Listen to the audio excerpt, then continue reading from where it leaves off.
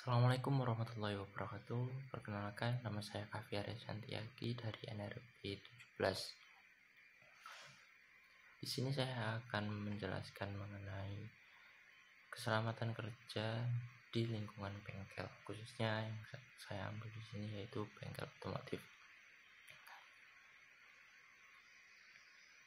Ya, saya mengambil bengkel otomotif ini karena kita lihat sendiri di bengkel-bengkel khususnya di Indonesia masih punya kurangnya kesadaran atau kurangnya keamanan atau safety di lingkungan bengkel tersebut. Padahal di lingkungan bengkel tersebut banyak sekali barang-barang yang berbahaya, khususnya mesin yang berputar, bahan-bahan kimia yang mudah terbakar, ataupun gas buang dari kendaraan yang berbahaya bagi kesehatan si montir maupun si pengguna ataupun masyarakat di sekitarnya.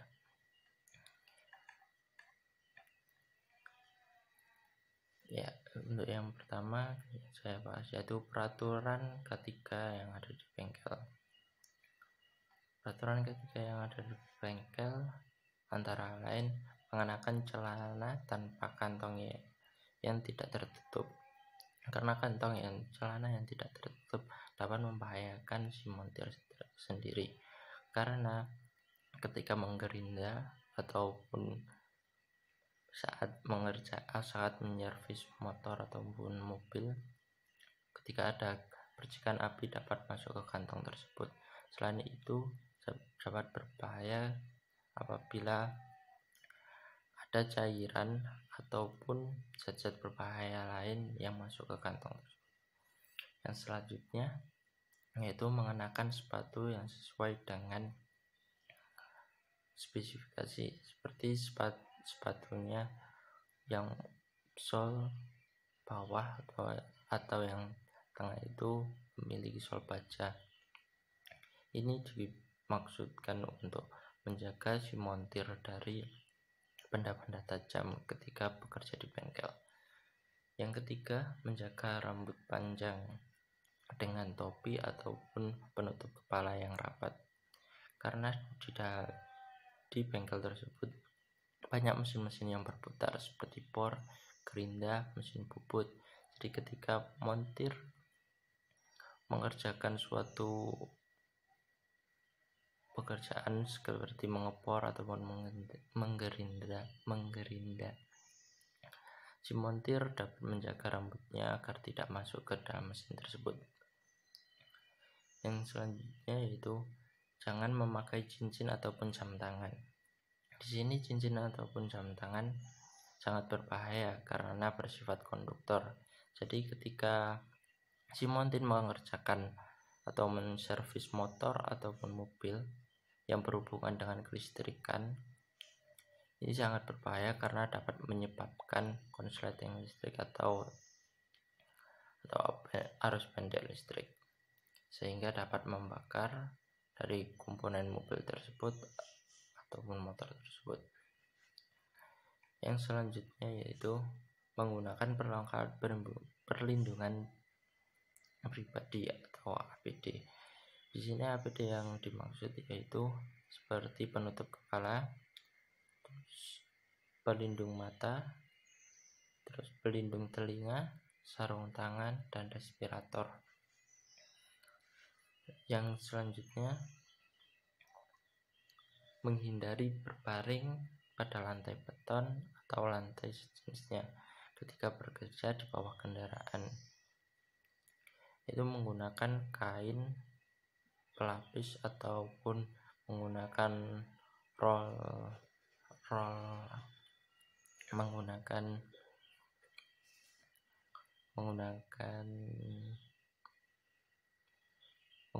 bahan tertutup untuk berbaring, karena jangan sampai si montir berhubungan langsung dengan lantai. Ini karena dapat merusak kesehatan terutama dalam jangka waktu yang lama. Yang selanjutnya dalam ketika Dalam ketika di bengkel harus memperhatikan beberapa aspek-aspek berikut. Yang pertama yaitu kondisi lingkungan dari bengkel otomotif. Hal-hal yang harus diperhatikan pada bengkel khususnya untuk kondisi lingkungan yaitu yang pertama yaitu lebar ruangan. Lebar ruangan yang dibutuhkan untuk menservis atau mengerjakan kendaraan tidak membutuhkan space yang terlalu lebar. Jadi untuk mengerjakan kendaraan tersebut setidaknya ukuran 2x2 sudah cukup, karena apabila space di dalam pengerjaan kendaraan itu terlalu lebar maka montir akan kesulitan dalam mencari alat. Apabila terlalu sempit maka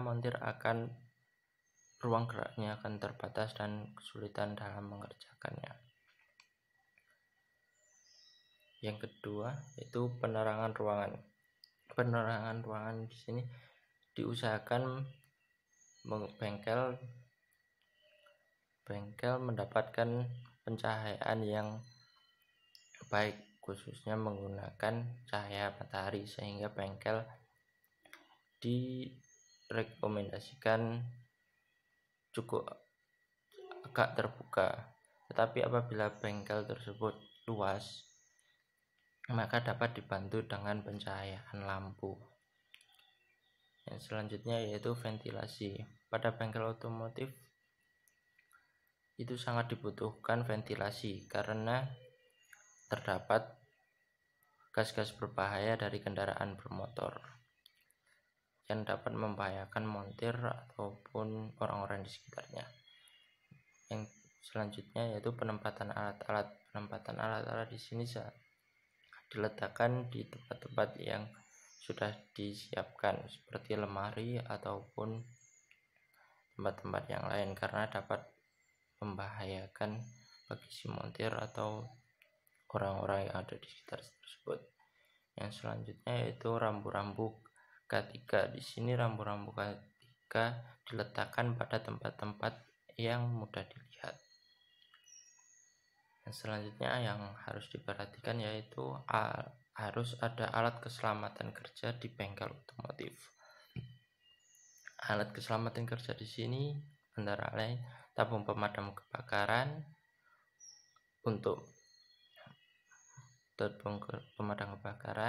pasir, kain perca, serta serbuk kayu gergaji.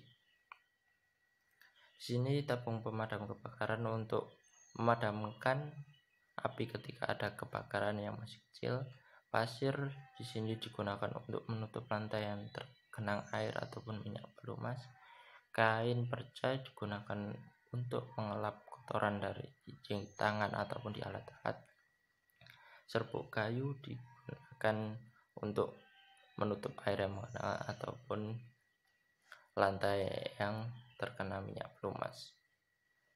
Yang selanjutnya yang harus diperhatikan yaitu pengendalian ancaman bahaya. Di sini pengendalian ancaman bahaya terdapat dua, yaitu pengendalian teknik dan pengendalian administrasi.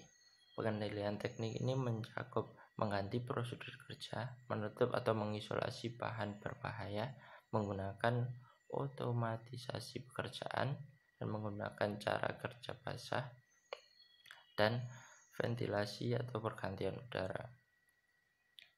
Jadi untuk pengendalian teknik ini yang berhubungan dengan teknis-teknis yang ada di bengkel tersebut.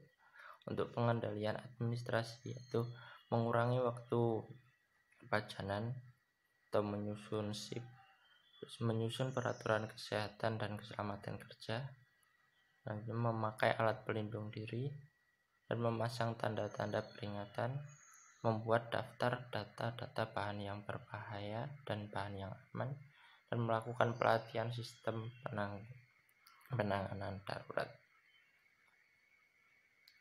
Ya, di bengkel harus terdapat informasi teknik. Di sini informasi teknik yang perlu ada di bengkel yaitu tanda awas yang untuk menunjukkan kewaspadaan tinggi karena dapat berisiko membahayakan keselamatan jiwa apabila petunjuk tersebut dilanggar. Untuk tanda yang kedua yaitu tanda perhatian, menunjukkan kewaspadaan sedang karena dapat merusak komponen atau peralatan kendaraan apabila petunjuk itu dilanggar. Dan tanda catatan untuk memberikan petunjuk dan keterangan yang dapat membantu pelaksanaan penservisan secara mudah dan efisien. Di sini data yang saya ambil dari beberapa tahun yang lalu,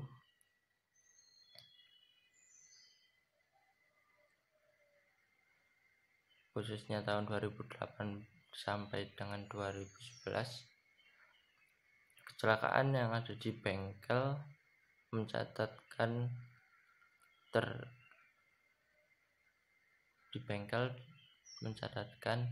pada 2008 ada 24% kecelakaan, 2009 ada 18%, 2010 ada 25%, dan 2011 ada 24%.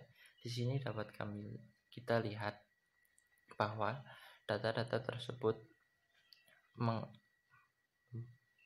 mengalami naik turun, tapi lebih stabil di 20%. Ini membuktikan bahwa di bengkel otomotif sekarang masih kurangnya kesadaran mengenai keselamatan kerja.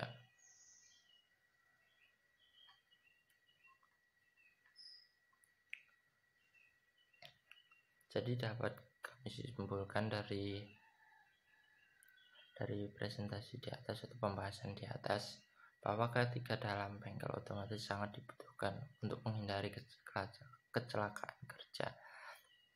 Hal-hal kecil seperti oli yang berceceran dapat membahayakan para pekerja karena dapat mengakibatkan pekerja terpeleset dan mengakibatkan pekerja terpeleset dan membuat pekerja menjadi cedera. Terus bensin yang berjejer yang sangat berbahaya karena dapat menyebabkan kebakaran, gas buang dari kendaraan bermotor yang berbahaya bagi kesehatan si montir sendiri karena memiliki racun CO2. Terus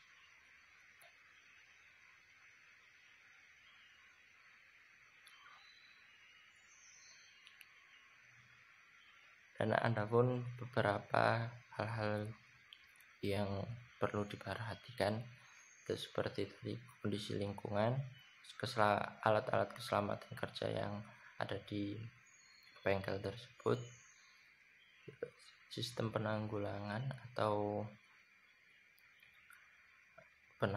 tersebut, dan tanda-tanda teknik yang itu dapat meminimalisir kecelakaan kerja yang ada di bengkel.